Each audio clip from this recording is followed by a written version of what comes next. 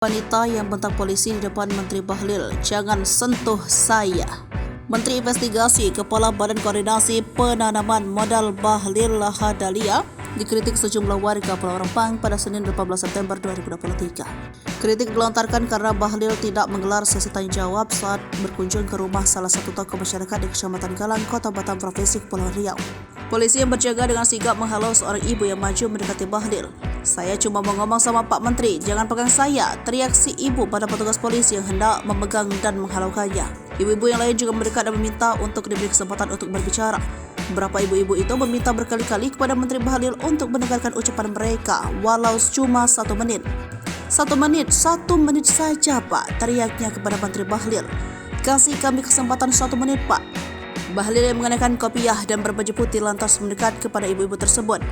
Ia lantas mempersilakan seorang ibu yang ada di hadapannya bicara sebentar. "Kami mengharap Bapak, Pak, kami tak mau digusur. Pilihlah jalan yang terbaik, Pak," ucap kepada Bahlil. Bahlil sendiri terlihat tak lagi mengomentari ucapan ibu tersebut. Ia hanya tersenyum mendengar ucapan ibu itu.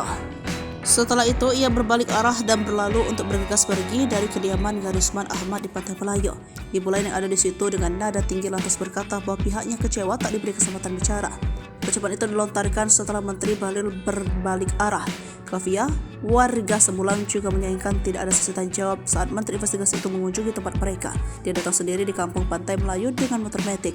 Di luar dugaan, Kafia mengaku kecewa berat karena tak diberi kesempatan untuk melakukan tanya jawab dengan Menteri Bahlil.